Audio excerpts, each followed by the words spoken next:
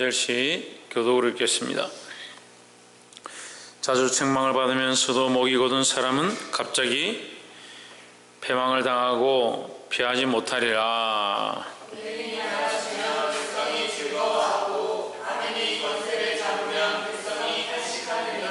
죄를 사모하는 자는 아비를 즐겁게 하여도 창기를 사귀는 자는 재물을 없이 하느니라.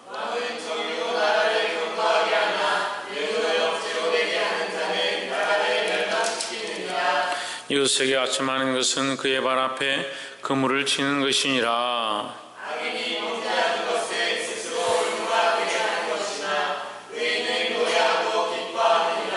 의인은 가난한 자의 사정을 알아주나 악인은 알아줄 지식이 없느니라.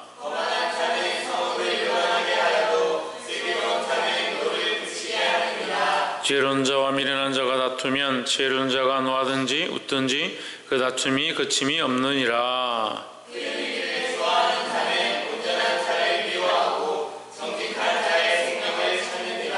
어리석은 자는 그 노를 다 드러내어도 지혜로운 자는 그 노를 억제하느니라.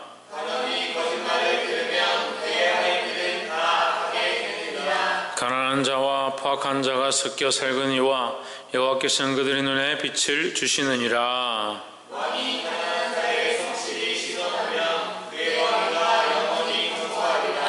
채찍과 거주람이 지혜를 주거늘 임의로 하게 버려두면 그 자식은 어미를 욕되게 하느니라.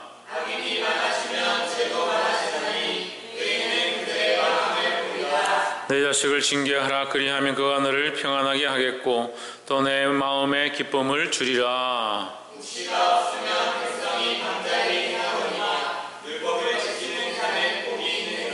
종은 말로만 하면 고치지 아니하나니 이는 그가 알고도 순종치 아니함이니라.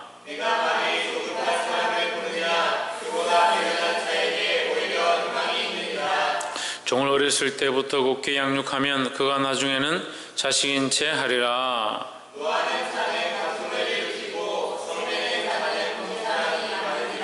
사람이 교만하면 낮아지게 되겠고 마음이 겸손하면 영예를 얻으리라.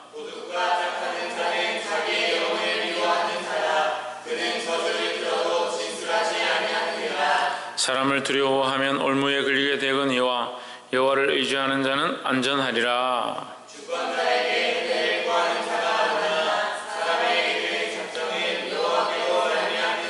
함께 읽읍시다. 불의한 자는 의인에게 미움을 받고 정직한 자는 악인에게 미움을 받느니라. 아멘. 우리 옆에 상인사 합시다. 사랑합니다. 축복합니다. 할렐루야. 잠언 29장 말씀을 함께 나누겠습니다. 잠언 29장 말씀은 의로운 지도자라는 말씀의 제목입니다. 의로운 지도자는 누구를 의지할 때 의롭느냐? 하나님을 의지할 때 의롭다. 인간에게 의로움이라는 건 사실 존재하지 않습니다. 인간은 자기 욕심과 자기 교만함과 자기를 사랑하는 데 철저하게 훈련되어져서 죄를 쫓아가는데 너무나도 습관적으로 또 더 악하게 말하면 태어났을 때부터 욕망에 이끌린 대로 살아가는 그런 존재입니다. 하지만 하나님께서 우리를 의로운 길로 이끌기 원하신다. 그럼 우리는 어떻게 하면 의로운 길로 나아갈 수 있느냐? 하나님을 바라보고 하나님을 의지할 때 우리가 의로운 길로 나아갈 수 있다라는 거예요. 그래서 우리에게 이 의로운 길을 주시기 위해서 우리에게 뭘 주셨냐? 하나님의 말씀을 주셨다라는 겁니다. 그럼 우리는 하나님 말씀대로 사는 겁니다. 하나님 말씀대로 사는데도 우리가 부족하고 죄를 짓고 범죄하고 자꾸 넘어지기 때문에 하나님께서 우리에게 특별한 은혜의 통로를 허락하셨는데 누구냐? 예수 그리스도입니다. 그러니까 우리가 예수 그리스도를 믿는 믿음을 가지고 하나님 주신 이 말씀대로 살고자 힘써야 된다라는 겁니다. 오늘 이 말씀을 통해서 이 지혜를 깨닫게 되기를 주의 이름으로 축복합니다. 29장 1절에 자주 책망을 받으면서 목이 곧은 사람은 갑자기 패망을 당하고 피하지 못하리라 했습니다. 책망을 계속 받고 말씀을 통해서 깨닫게 하시고 잘못된 것을 보게 하실 때 우리는 어떻게 되냐? 어떻게 해야 됩니까? 돌이켜야 합니다. 하나님 앞에 엎드려서 회개해야 합니다. 계속 책망을 듣고 계속 하나님께서 책망하시고 말씀으로 가르치시는 것을 들으면서도 바꾸지 않는 사람은 곧 목이 곧은 사람과 같다라는 거죠. 책망을 받으면서도 목이 곧다. 이 말은 목이 곧다는 것은 이미 뭐요? 책망을 들었지만 고치지 않는다. 책망을 들어서 우리는 고칠 수 있어야 된다는 거죠. 그래서 다시 보면 책망은 뭐다? 하나님의 은혜고 기회다라는 거죠. 책망을 듣고 너희 잘못된 것들을 알게 되어지고 우리가 하나님 앞에 바르지 아니한 것들을 깨닫게 되었을 때 기분이 나쁘고 화를 낼 게 아니라 뭐요? 이것이 오히려 우리에게 기회다라는 겁니다. 가인과 아벨이 제사를 드렸을 때 하나님께서 가인을 책망하신 게 아닙니다. 책망하신 것이 아니라 아벨의 제사를 받으셨을 뿐입니다. 하지만 가인은 그 분노가 가득했습니다. 하나님께서 뭘 하라고 하시냐면 네가 죄를 다스려라 합니다. 죄가 네 문 앞에 엎드려 있다. 네가 그 죄를 네 마음대로 쓰지 말고 네 분을 마음대로 써서 죄가 일어나서 죄가 너를 주장하게 하지 말고 네 문 앞에 있을 때 너는 그것을 절제함으로 다스려라. 다스릴 기회를 가르쳐 주셨습니다. 다스릴 방법을 주셨습니다. 근데 어떻게 합니까? 결국 자기 기분대로 해버리는 겁니다. 우리에게 가장 이게 연약한 문제다는 거야. 하나님의 말씀을 듣고 찔림이 있습니다. 또 잘못되어진 것을 책망을 들으면 우리가 틀렸구나 속상함을 느낍니다.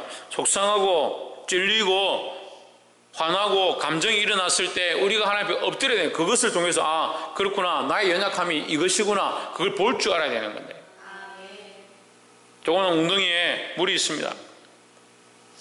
아이들이 들어가서 놉니다. 물이 어떻게 되겠습니까? 엉망진창이 되어버립니다. 아무리 깨끗한 바다도 바다가 그렇게 깊어서 깨끗하다 하지만 태풍이 한번 지나가고 나면 바닷물도 앞길을 볼 수 없는 흙탕물이 되어버립니다. 모래가 뒤집혀지고 산호 안에 있던 이끼들이 떠올라서 바닷물 또한 더러워지는 겁니다. 하지만 그것을 통해서 물이 정화되어지고 오히려 더 깨끗한 일들이 생기는 겁니다. 우리가 하나님의 책망을 듣고 어려움들이 생기고 우리의 연약함들을 보게 될 때 우리 안에 감정이 일어난다 하더라도 그 감정을 보고 우리의 연약함을 보고 그거 하나님 앞에 내려놓고 이 문제를 해결해야 되는 거지 이 감정대로 이 기분대로 나의 연약함대로 행하라고 이걸 가르쳐주는 게 아니에요. 그러니까 책망이 있고 고난이 있고 우리에게 찔림이 있는 것은 결국 무엇이다? 하나님 우리에게 주시는 기회이고 은혜의 통로다라는 거죠. 그럼 찔림이 있고 책망이 있고 마음 아픈 부분이 생겼을 때 하나님 앞에 엎드려서 하나님 우리를 고쳐주십시오. 하나님 연약한 나를 고쳐주십시오. 나의 연약한 감정을 회복시켜 주십시오. 그걸 기도할 필요가 있다는 거예요. 책망을 들은 것, 정죄를 받은 것, 잘못된 것, 비난받은 것 하나님 앞에 엎드려서 그것을 고쳐야 하고 그 가운데 드러나는 우리의 연약함들을 내려놓는 자들이 되기를 주의 이름으로 축복합니다.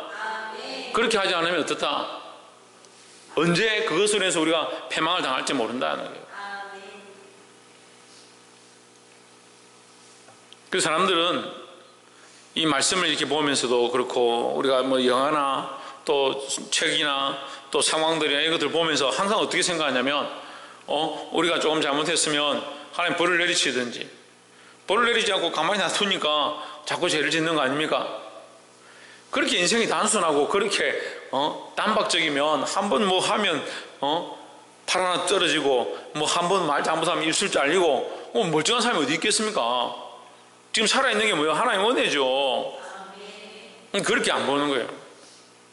이거 잘못됐다. 너 그것을 고쳐야 된다면 그 하나님 앞에 회개하고 돌이켜야 하는데 당장 징벌이 없으니까 당장 뭐 괴로운 게 없으니까 더 큰 소리치고 더 화내고 더 속상해하고 더 세상으로 가버리고 그런 것들 수없이 봅니다. 자기의 연약함을 보았을 때 하나님께서 책망하시는 것들을 들었을 때 돌이켜야 하는 겁니다. 그것이 기회고요. 그렇게 하지 않았을 때 하나님 앞에 언젠가 그것으로 인한 이 갑자기란 말은 우리가 이게 부지불식이라는 거예요. 알지 못했을 순간에 우리가 모르는 때라고 볼 수 있습니다. 그러니까 지금 우리는 다 알 수 없지만 세월이 흘러가고 난 뒤에 우리에게 어떠한 문제들 내가 또 반대로 말하면 저 우리 청년들한테 얘기했어요. 반대로 말하면 네가 하나님 앞에 더 큰 은혜를 받을 수 있고 하나님 앞에 더 존귀하게 쓰임받을 수 있는데 지금 하나님 앞에 존귀한 자로 더 하나님의 음성을 듣고 하나님 거룩한 사역들을 할 수 있는데 뭘 선택하냐? 세상을 선택하는 겁니다. 그런 청년들이 있었죠. 하나님 앞에 나와서 찬양하면요 은혜를 받고요 하나님의 음성이 들리고 찬양 중에 성령께서 바람처럼 임하시는 것들을 느꼈던 그런 청년들이 있어요. 저한테 와가지고 간증을 하고 막 고백드렸어요. 저는 그걸 마다하지 않았습니다. 나쁘다 말하지 않았습니다. 참 좋다, 감사하다. 너를 그래 하나님께서 보여주신 게 너에게 그렇게 보여주신 것이 하나님의 은혜다. 하나님 어떻게 합니까? 잘못된 걸 선택했습니다. 제가 책망했습니다. 하나님 말씀에서 떠나 있는 일들을 왜 선택하느냐? 근데 어디로 가요? 자기 감정을 쫓아서 그걸 가버리는 거예요. 근데 지금 우리가 그 친구 왜 안 망했노? 그 친구 왜 저주받지 않았노? 저주받은 거예요. 이미 뭘 선택한 거예요? 하나님을 버리고 세상을 선택한 것이 저주예요. 우리는 심판이 어떻게 되면 심판이라고 생각하는데, 하나님을 선택하지 않은 것 그 자체가 이미 심판의 시작이다. 우리는 예수 그리스도를 선택하고 하나님을 선택한 것 자체가 이미 구원의 은혜에 동참한 것이라는 거예요. 이미 우리는 구원을 받았고 이미 구원의 은혜를 선택했고, 그 사람은 뭐요? 이미 하나님을 떠나 있는 그것을 선택했다. 심판이 따로 있는 게 아니에요. 그게 이미 심판이에요. 그래서 자꾸 인간 가치로 보는 거예요. 인간 가치로. 왜 그 사람 아직도 돈 벌고 장사하고 잘 살고 별 지장이 없느냐? 그렇게 볼 필요가 없어요.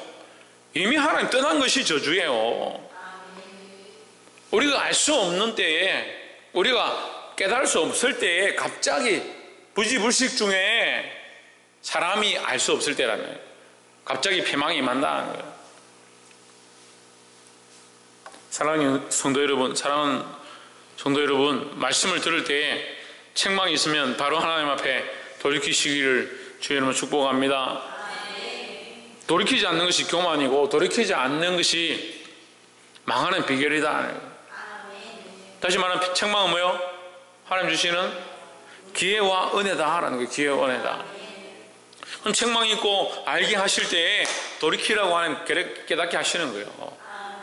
그 하나님의 은혜를 선택하시기를 주의 이름으로 축복합니다. 두 번째는 15절 말씀. 이 잠언서는 이 말씀이 1장부터 이제 우리가 다 끝나가는데요. 말씀이 반복적인 말씀이 굉장히 많이 나옵니다. 반복적인 말씀.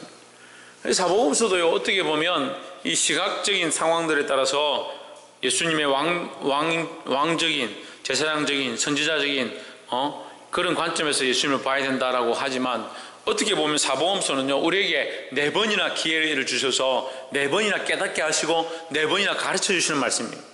잠언서도요, 1장부터 우리가 지금 29장 하고 있는데 31장까지 오면서 반복적인 말씀을 계속하는 거예요. 결국 인간은 어떠냐? 교만한 거예요. 교만한 거예요. 하나님이 교만해서 하나님께서 은혜를 주시고 책망하셔서 돌이키게 하시는데, 그 책망을 듣지 않고요, 자기 감정대로 받아서 자기 하고 싶은 대로 행한다. 그게 뭐냐? 그게 교만인 거예요.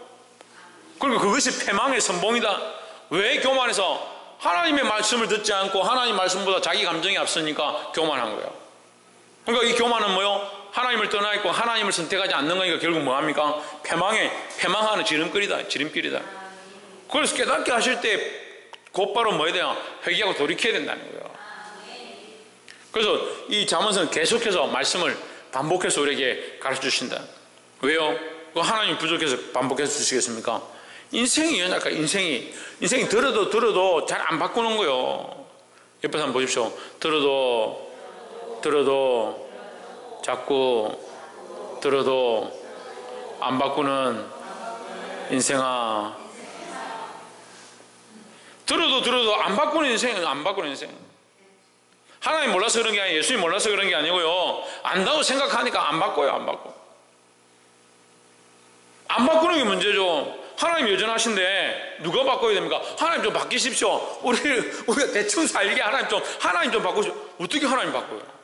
하나님 바꾸실 수 없는 것이 하나님의 성품인데, 자꾸 인간들이요, 교만해가지고요, 하나님 바꾸라 자꾸. 이 기회를 자꾸 주시고 우리에게 여러 번 가르쳐 주실 때 이 말씀을 순종하기를, 또한 바꾸시기를, 여러분 삶을 바꾸시기를 주의 이름으로 축복합니다. 15절 말씀도 그러한 맥락인데, 채찍과 꾸지람이 지혜를 주거늘 임의로 하게 버려두면 그 자식은 어미를 욕되게 하느니라 하십니다. 자, 어미를 욕되게 한다라는 것은 우리의 영적 어미는 하나님이요. 또 우리의 이 세상에서도 우리의 영적 어미가 있습니다. 누굽니까? 교사들이고 가르치는 자이고 목자고 목사다는 거죠. 그럼 목회자를 통하여 교사를 통하여 영적 어미가 되어서 가르치는 겁니다. 근데 누가 어미를 욕되게 합니까? 불효하는 자들이에요. 자기 마음대로 사는 사람들이에요. 말씀을 가르치는데도 자기 마음대로 사는 거예요. 듣지 않는 거죠. 근데 듣지 않는 자들이 뭐가 필요하다? 채찍과 꾸지람이 필요하다. 채찍과 꾸지람은 뭡니까? 돌이키게 하는 방편인 거죠. 채찍과 꾸지람이 목적이 아닙니다. 여러분 자꾸 이걸 지혜롭게 잘 써야 되는데, 나도요. 채찍과 꾸지람이 목적이 아니에요. 근데 자꾸 문제가 왜 생기느냐? 채찍을 목적으로 쓰는 거예요. 목적으로. 자기가 속상하다, 이거 진짜 꼴 보기 싫다, 채찍을 드는 거예요. 매를 드는 거죠. 매라고 합시다. 매를 들어서 하는데, 매가 목적이 되면 상처를 줍니다. 매가 목적이 되면 다치게 하는 겁니다. 근데 매가 목적이 아니에요. 뭡니까? 가르치는 게 목적이에요. 가르치는 게. 깨닫게 하는 게 목적이에요. 채찍과 꾸지람이 지혜를 주거늘, 채찍과 꾸지람 자체가 지혜를 준다는 것이 아니라 우리의 목적은 뭐예요? 지혜를 주는 게 목적이에요. 그러면 채찍과 꾸지람 없이도 지혜를 줄 수 있고 하나님의 말씀 깨달을 수 있으면 그게 제일 좋죠. 제일 좋죠. 저는 아이들을 이제 혼낼 때 처음에 경고를 합니다. 너 한 번만 더 하면 혼난다. 그 다음에 또 경고합니다. 너 한 번만 더 하면 혼난다. 또 세 번째, 너 정말 이제 한 번만 더 하면 혼난다. 너 세 번째다, 마지막이다, 이렇게 경고를 하는 거예요. 그럼 매를 들어요. 매를 들었다고 해서 무조건 너 이리 와 막 때리는 게 아니고 매를 들고도 경고하는 거야. 너 정말 맞아야 정신을 차리겠니? 이렇게. 근데 너 혼난다 했을 때 정신 차리면 끝날 거잖아요. 너 혼난다 할 때 정신 차리면 끝나잖아요. 너 혼난다 3번 했는데 그때라도 정신 차리면 끝나잖아요. 근데 너 정말 맞아야 정신을 차리겠니 할 때 정신 차리면 맞지 않아도 끝나는 거죠. 그죠? 그걸 때리는 게 목적이 아니에요. 목적이 뭡니까? 지혜를 얻게 하는 게 목적이에요. 그래서 정말 듣지 않는 자에게는 채찍과 꾸지람을 통해서라도 듣게 하는 것이 하나님의 방법이다라는 거죠. 임의로 행하게 버려둔 자식은 어미를 욕되게 하느니라. 임의로 버려둔다. 임의로 하게. 자식이 알아서 하도록, 자기 스스로 알아서 하도록 내버려 두는 것은 옳지 않다. 그럼 부모는 뭐 해야 된다? 가르쳐야 한다. 가르쳐야 한다. 뭘 가르치냐? 지혜를 가르쳐야 한다. 지혜를. 그럼 임의로 내버려 두는 의미도 문제인 거예요. 그럼 그 의미가 뭐가 없는 겁니까? 지혜가 없는 거예요. 지혜가 없는 거예요. 그 아이를 지혜로 양육하기 위하여 그 의미의 지혜를 사용해야 되는 거예요. 그 지혜가 없으니까 지혜를 쓰지 않고 채찍을 드는 겁니다. 그럼 지혜도 없고 채찍만 들었어요. 지혜가 없어요. 이게 문제죠. 목적이 지혜를 주기 위한 것인데 상처만 남는 거예요. 16절에 악인이 많아지면 죄도 많아지나니 의인은 그들의 망함을 보리라. 17절 내 자식을 징계하라. 내 자식을 뭐하라? 징계하라. 여러분들은 저희 자식과 같습니다. 그 여러분에게도 또한 자식들이 있고 또 더 나아가서 여러분들이 영적으로 품어야 될 영적인 자식들이 또 있습니다. 내 자식을 어떻게 해라? 징계하라. 좀 더 넓게 얘기하면 가르치라. 가르치라. 자식들을 가르쳐라. 내게 맡겨주신 육체의 자식을 가르치고요. 내게 맡겨주신 영의 자식을 말씀으로 가르쳐야 하는. 징계하라. 그래야면 그가 너를 평안하게 하겠고 너희 마음을 편하게 하겠고 또 내 마음에 기쁨을 주리라. 그래서 우리가 이 말씀들을 볼 때에 뭐가 필요하냐? 책망이 필요한데요. 바른 징계가 필요하고 바른 책망이 필요하고 바른 꾸지람이 필요하고 바른 채찍이 필요하다라는 거죠. 하지만 아까도 말씀드렸지만 책망과 꾸지람과 징계가 없이도 지혜를 줄 수 있으면 가장 좋다는 거죠. 하지만 그것이 다 되지 않기 때문에 임의로 내버려 두는 것은 옳지 않다. 그냥 임의로 내버려 두는 것은 옳지 않다는 거죠. 그러니까 우리가 아이들을 돌보는 것도 뭡니까? 임의로 자기 스스로 할 수 없기 때문에 돌보는 겁니다. 아이에게 젖을 먹이는 것도 임의로 자기 혼자서 공급함을 받을 수 없기 때문에 그렇잖아요. 아기가 기어가가지고 소한테 가가 젖 짜가지고 들고 와가지고 집에서 끓여가지고 물 타가지고 그럴 수 없잖아요. 없기 때문에 부모가 그 아이를 양육하는 거예요. 마찬가지입니다. 말씀도 마찬가지예요. 우리가 스스로 지혜 있는 자면, 여기 다 우리가 지혜 있는 자면 여기 배울 필요가 뭐 있습니까? 여기 와서 기도하는데 우리가 배워서 공부할 필요가 뭐 있습니까? 우리가 다 스스로 지혜롭지 못하다는 거죠. 목사님은 어디서 배웁니까? 목사님도 배웁니다. 어디서 배우냐? 하나님 말씀 가운데 성령의 인도하심으로 배웁니다. 그러니까 여러분 성령으로 인도함을 받아서 성령이 원하시는 말씀들을 배워가야 된다는 거예요. 18절에 묵시가 없으면 백성이 방자히 행하거니와, 묵시라는 것은 하나님께서 말씀해 주시는 것이 없으면, 이 말이에요. 하나님의 역사가 없으면, 하나님의 음성이 없으면 백성이 방자히라는 것은 아까 뭐가 연결돼요? 예?